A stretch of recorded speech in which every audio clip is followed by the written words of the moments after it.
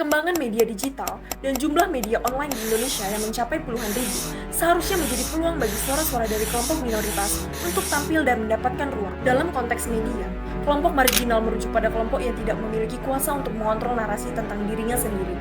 Perempuan terutama, korban kekerasan seksual merupakan salah satu contoh paling nyata. Meskipun secara kuantitas, perempuan bukanlah minoritas. Namun secara struktural, mereka sering tidak memiliki posisi yang setara dalam ruang redaksi, pengambilan keputusan, editorial, maupun dalam cara mereka digambarkan di media. Banyak studi yang menunjukkan bahwa media massa cenderung mengabadikan isu-isu perempuan, kecuali dalam konteks yang sensasional. Konten yang menyangkut perempuan sering dikemas untuk mengejar klik atau rating, bukan untuk mendorong pemahaman atau perubahan sosial. Misalnya dalam kasus kekerasan seksual, media sering menyebut identitas korban, mendramatisir kejadian, atau menyalahkan korban secara implisit. Praktik yang bertentangan dengan prinsip dasar jurnalisme.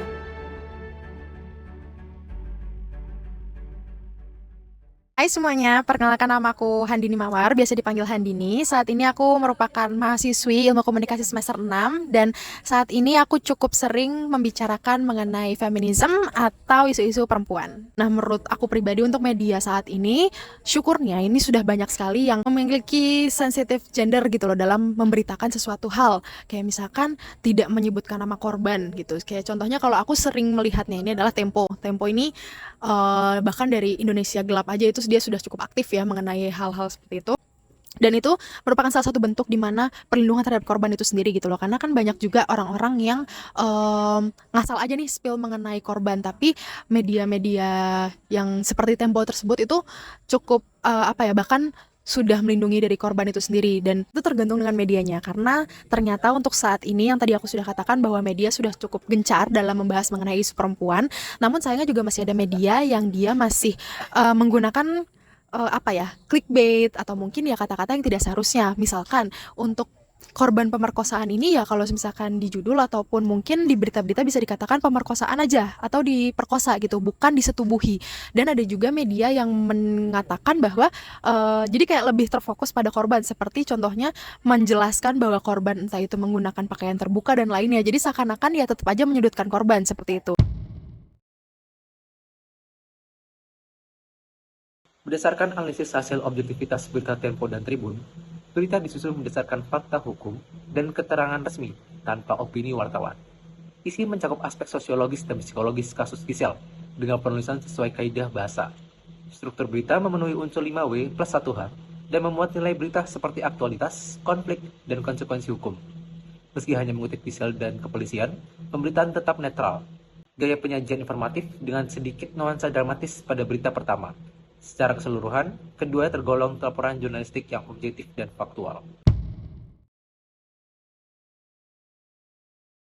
Agar media dapat memberitakan isu perempuan secara etis, diperlukan pendekatan yang tidak hanya secara hukum, tetapi juga harus keberpihak secara moral.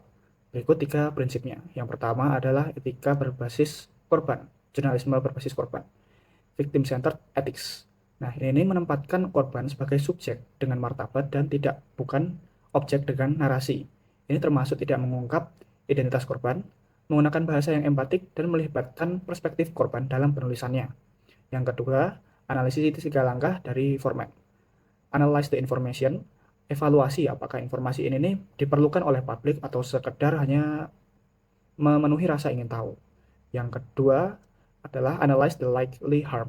Pertimbangkan potensi kerugian terhadap korban jika informasi ini itu dipublikasikan. Yang ketiga, make the decision.